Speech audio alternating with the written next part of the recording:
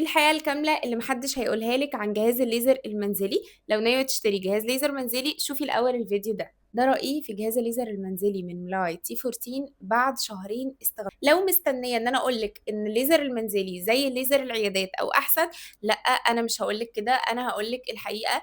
ليزر المنزلي أضعف بكتير من ليزر العيادات، بس في كده شوية مميزات خلّتني إن أنا أشتريه. بيوفّر الوقت والمجهود، الانتظار في العيادات بقى كتير أوي، وبصراحة ما بقاش الواحد عنده رفاهية الوقت ورفاهية الانتظار.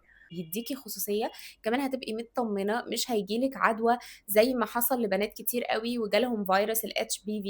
أنتِ بتعملي لنفسِك في البيت بجهاز ما حدش بيستخدمه غيرِك، فدي ميزة كبيرة. علشان أعمل baby touch أنا كنت عاملة already full body في العيادات من 2022. الحمل والرضاعة كانوا بوّظوا جزء كبير من نتيجة الليزر اللي كنت باعمله في العيادات. فبصراحة الجهاز ده ساعدني إن أنا أستعيد جزء كبير أوي من النتيجة. بعد شهرين استخدام أنا لقيت منه نتيجة كويسة جدًا في جسمي، وفي أماكن ما كنتش عملتها خالص في العيادات زي المستاج والوجه، ولقيت فيها نتيجة كويسة جدًا. لو هتلتزمي بالجدول المكثف وتعيدي على المكان كذا مرة هتلاقي منه نتيجة كويسة جدًا.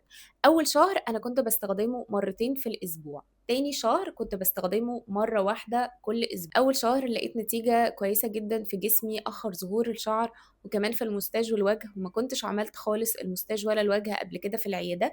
في البيكيني بقى أول شهر النتيجة ما كانتش أحسن حاجة، ما كانش في نتيجة أصلًا. تاني شهر ابتديت أشوف نتيجة شوية، على الرغم من إن أنا باعمل beauty touch. طبعًا ميزته إنِّك تقدري تعملي شعر الوجه بكل أمان على عكس ليزر العيادات. ليزر العيادات بيجيب نتيجة عكسية في شعر الوجه. نقطة مهمة تاخدي بالِك منها الshaving بيبقى قبل الجلسة بساعات مش قبل الجلسة بيوم أو يومين زي العيادات. بصراحة أنا ما ندمتش إن أنا اشتريته خالص، سعره كان بسيط يمكن بتمن جلستين 3 full body من جلسات العيادة، فهو وفّر عليّا فلوس، ووفّر عليّا مجهود، ووفّر عليّا وقت، ادّاني خصوصية، وكمان النتيجة إلى حدٍ ما مرضية. طبعًا النتيجة مش زي العيادات، مش بعد 10 أيام هتلاقي الشعر بيُقع، لأ، أنتِ بتاخدي وقت.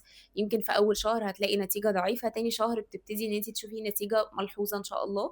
أهم حاجة تستمري على الجدول المكثف وتعيدي المكان كذا مرة. أنا كنت شُفت فيديو لدكتور محمد ناظر وهو بيتكلم عن الطريقة، وبجد الطريقة دي جابت معايا نتيجة كويسة. ده كان رأيي المبدئي، أنا بقى لي شهرين بس باستخدمه، برضه هاستخدمه مدة كافية وأقول لكم النتيجة. تابعوا الstories علشان تشوفوا النتيجة.